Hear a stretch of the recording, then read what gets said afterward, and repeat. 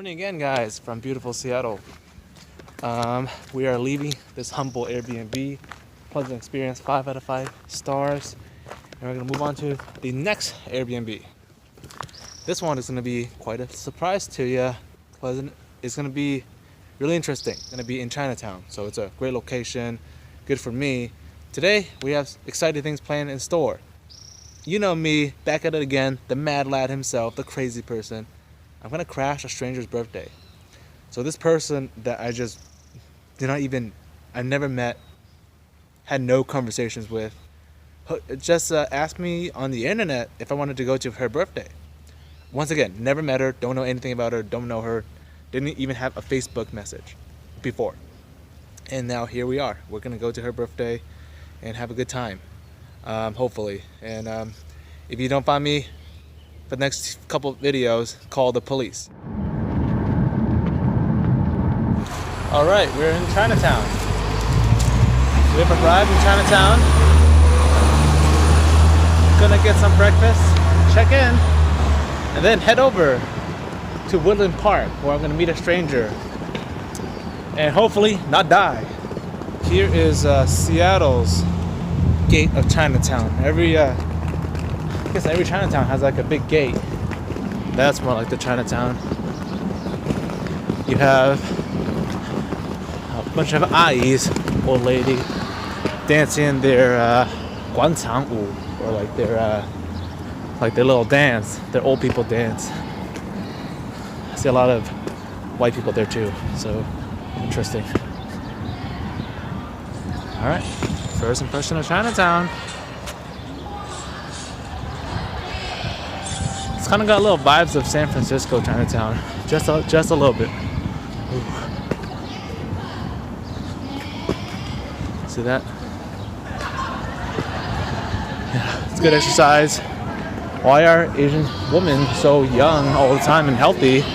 It's because of this.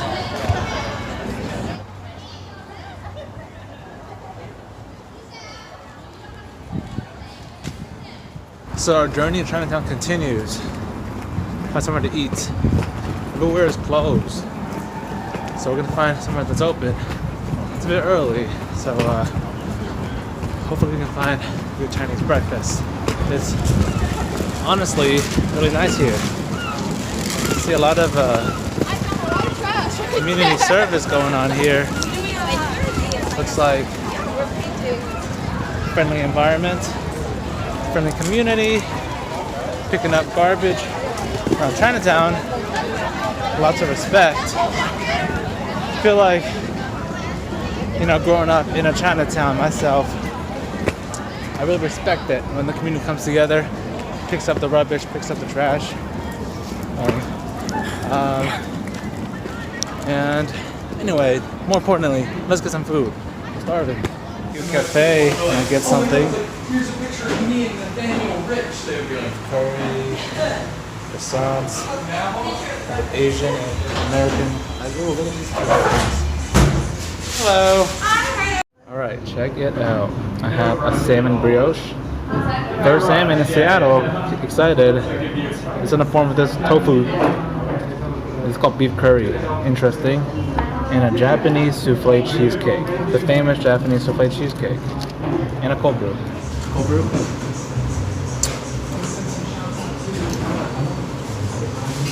This is the beef curry.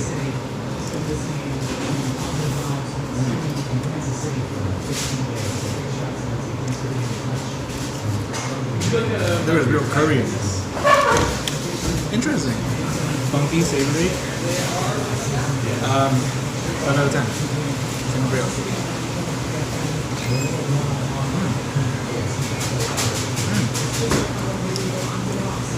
There was salmon now. Decent amount of salmon too. So cool. Dill on top. Dill. Really good. 6 out of 10.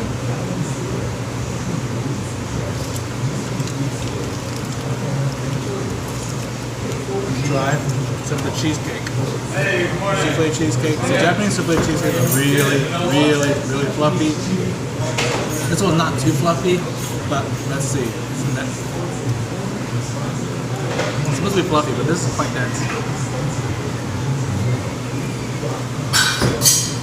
Really light, not too sweet, subtle cheese flavor. Okay. 6 out of 10. Cute little bakery, really good. Recommend it. Got a little present for our stranger friend for her birthday. Now here's the Airbnb. It's right here. This is actually a Buddhist temple. Yeah, I'm surprised too. I don't know what to expect, so we're gonna go find out. We're in the Airbnb right now, and it is amazing. That's cool. This is the Airbnb. So at nighttime, these mattresses will be put on the ground. There's a lot of guests here sleeping here, but this is like a Japanese Buddhist temple. Take a look. So I'm not gonna speak too loud here to respect them, but I got permission that I can film, so it is okay. I think that is so cool. It's so cool.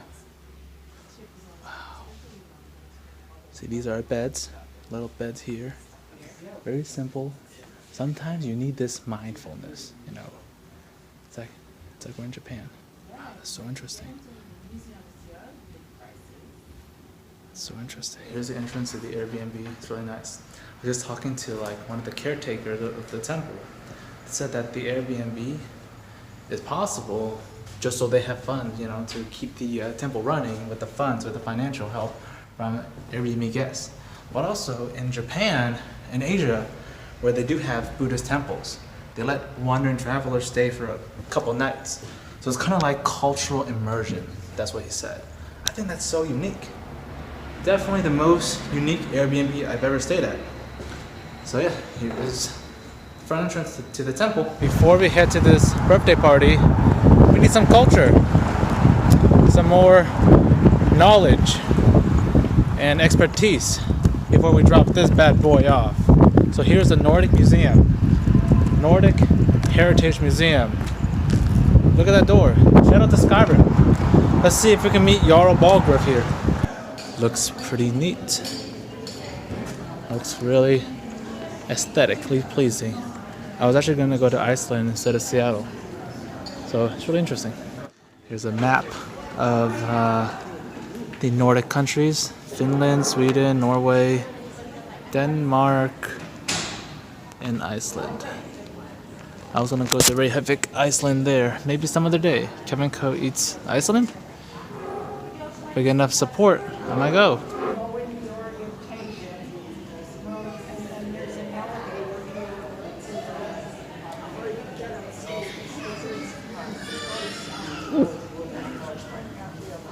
Care to join me in the 5,000 steps to High Hrothgar to see the Greybeards, tell them that I am the true Dragonborn?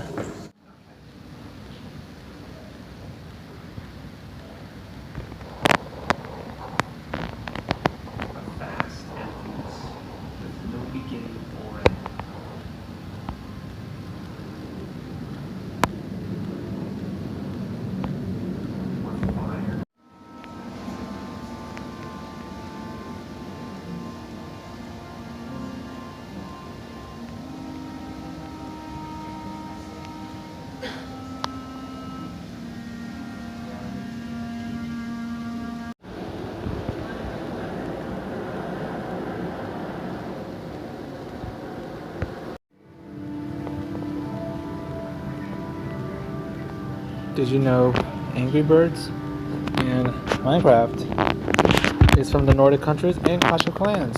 What? The entertainment of this world are all from Nordic countries, I guess. The farm now, and she loves it. This is for the next generation. Look at these beautiful Nordic women. These traditional Nordic dresses. Would you like to see me in one of these bad boys? Maybe one day, huh? Maybe one day.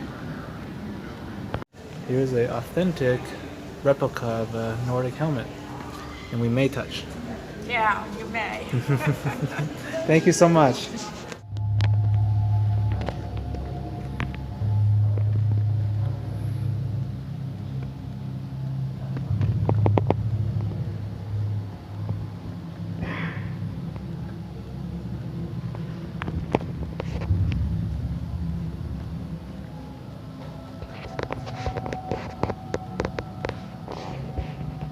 is the Nordic Museum of Seattle.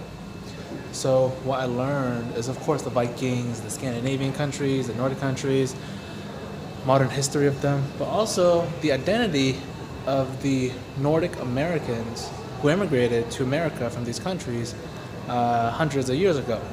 You know, there's a strong identity of the Nordic culture here. I guess when they traveled to America, they settled particularly in the Pacific Northwest because the climate here, the geography here reminds them of home, so they felt home. So it's great. So definitely love the cultural preservation of all these different cultures, not just Nordic, but so many things I've learned on this journey. So it's really important to keep your cultural identity and remember where you came from. We're finished here at the museum and we're gonna head out. Got my present ready. Time to crash the stranger's birthday. Woo! And once again, not my smartest idea, not the best idea, going to a random stranger's invite to a birthday party. So don't do this at home, kids. Don't do this. So if you don't hear back from me, once again, I guess it's too late. Okay, we have arrived in Woodland Park, where the zoo is here, but also where my potential new friend's birthday party is. Thank God it's in a public area, and we're gonna go find her.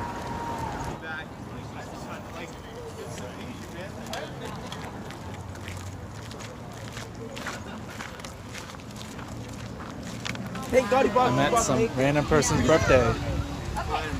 I'm in the car with complete strangers. The birthday person I was going for isn't even in this car. So tune in to see what happens. I really hate this weather right now. Me too. Really It's finally raining in Seattle. First rain here. I met 3 new friends. This is Jane, this is Jay, and this is DK. My favorite name ever, DK. Alright, we're off to get boba to escape the cold rain. Young tea. I am. My boba expedition continues in Seattle. And try Young Tea, famous Young Tea.